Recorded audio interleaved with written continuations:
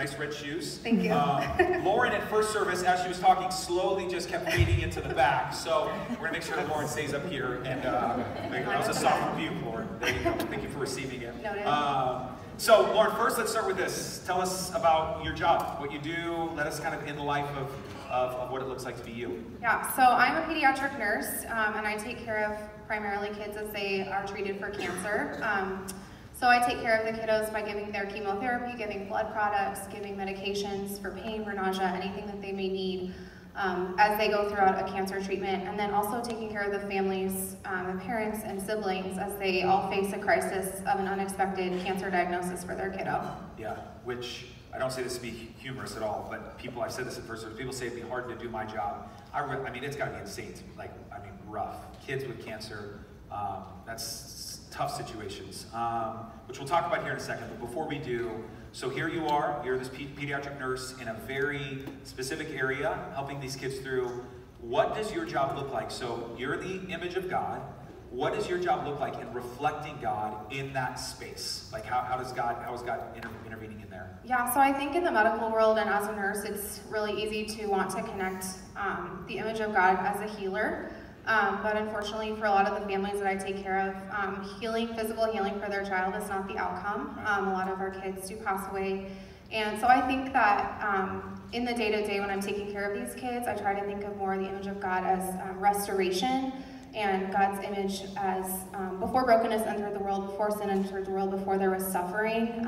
That's God's heart, restoration. And so whatever I can do for that family that day to be on mission for restoration, whether it's just doing what we can medically to help that kid not be suffering, or having conversations just to reorient to hope that this is a really dark situation, but I'm here with you and God's here with you if there's an appropriate time to have that conversation, and just being there to provide whatever restoration looks like that day in God's image. Yeah, right, because we can look and go, God doesn't want these kids to suffer. There's this element of whether giving them pain medication as they pass away, you're just like feel like this cog in this wheel in some ways, but it's great that you, having the mind of Jesus, and I asked you this in first service, can you give us a little bit of glimpse into what that looks like tangibly? So maybe a story, a 30-second story that you've kind of got to walk with somebody to help us kind of see what that looks like?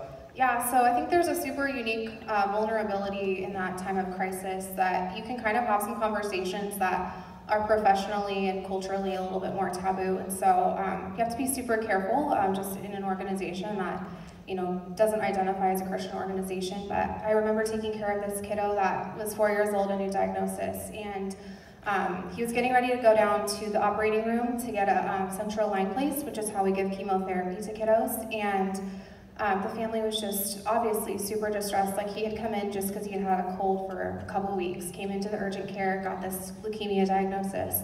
And so when we were up in the patient's room waiting for him to be picked up, I was talking to the family and I noticed that they had a Bible sitting on their bedside table. And so I said to the family before they left, I was like, would it be helpful if I prayed with you guys? And the mom just instantly started sobbing, crying, thinking about it. And just that moment, I think, of building a bridge that someone here also loves Jesus and also knows the faith foundation that you're coming from, and all of a sudden this crazy diagnosis. And I just think having that in common with families at that time is just really special and sacred. I want to affirm something Lauren said there, because there's two things going on. Her putting in that, you said central port, is that what you call it?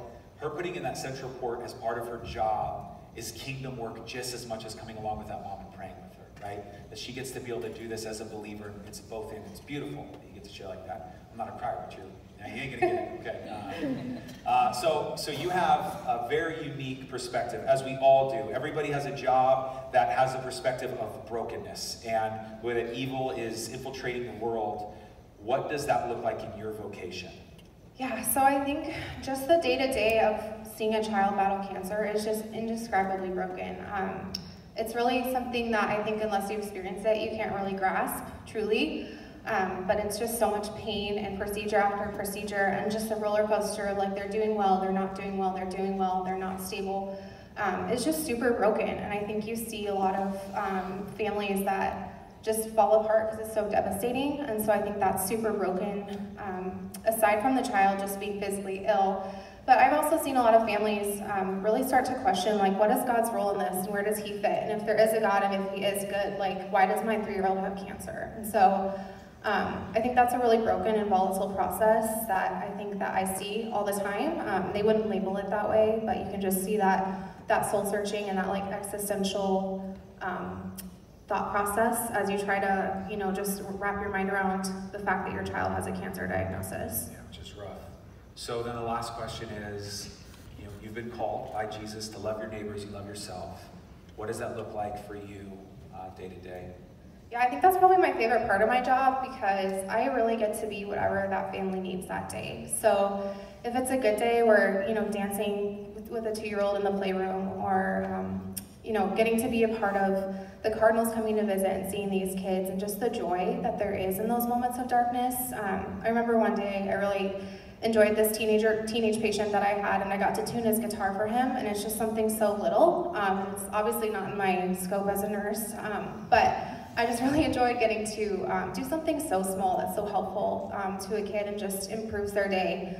And then I think other things that stand out to me, I've gotten to pray with moms that are, devastated in the halls as their kiddos are passing away or giving pain meds as their kiddos are passing away.